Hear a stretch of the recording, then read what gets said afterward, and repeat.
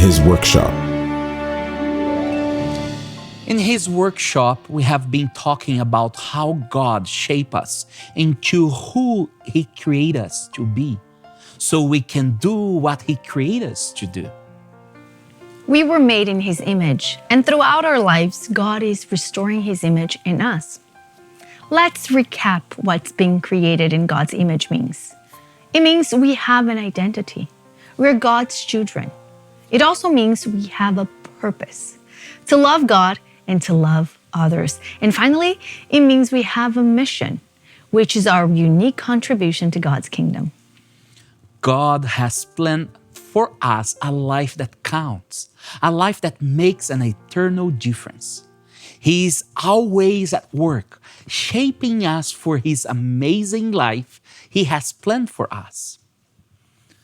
When we grow in our relationship with him, God makes us more like Jesus. He empowers us to serve in the unique way he created us to serve. And he does this by transforming our ways of being, thinking, and doing. And what do you mean by that? Good question. Your way of being is your character. It is often referred to in the Bible as the heart. Proverbs says that your heart or your character determines the course of your life.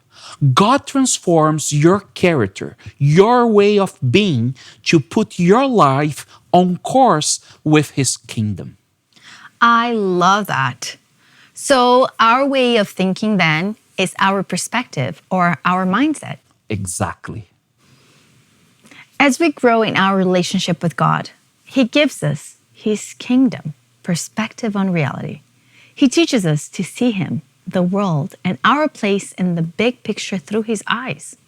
Paul wrote, "Let God transform you into a new person by changing the way you think. Then you will learn to know God's will for you, which is good and pleasing and perfect."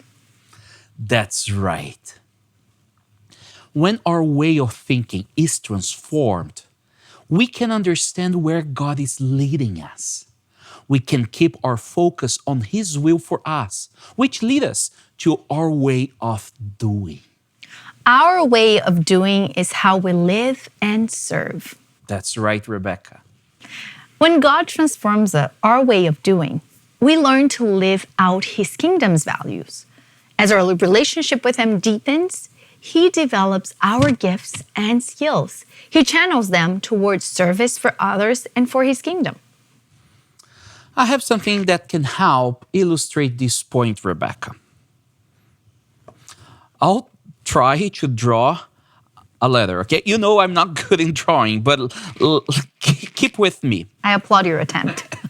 So imagine the left side here, and I'm calling that B. Okay? The left side is our story with God. It is where we are with God. We are transformed to be like him and learn to think like him. Is staying with God. Okay? This side. Now let's go to the right side of this letter. Okay?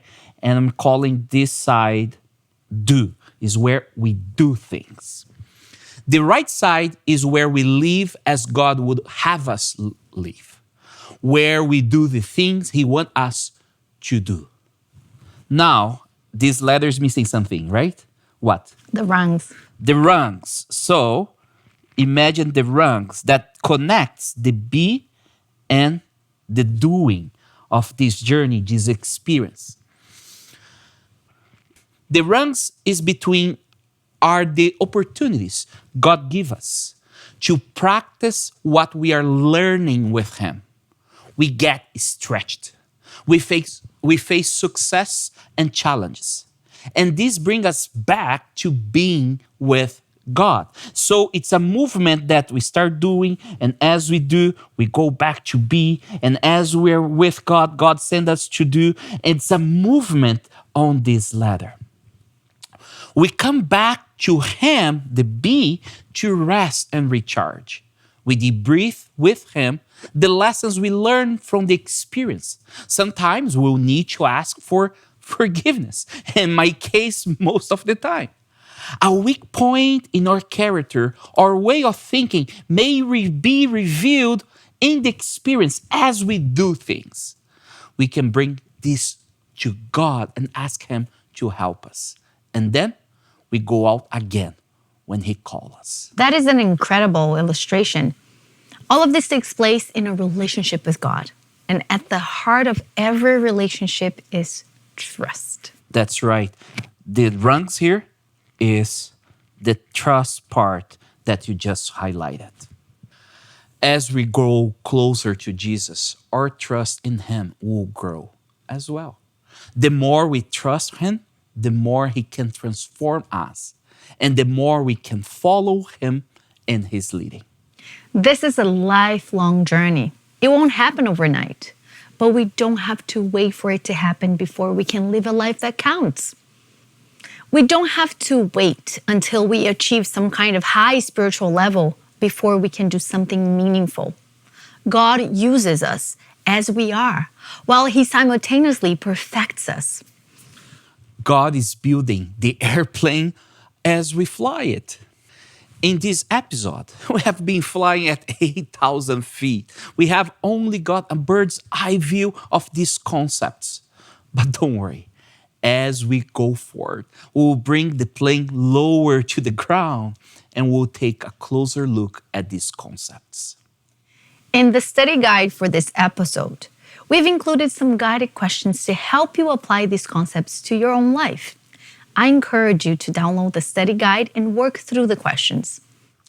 And let's not forget our key questions. What is God doing in my life? Do I have the courage to be part of His work?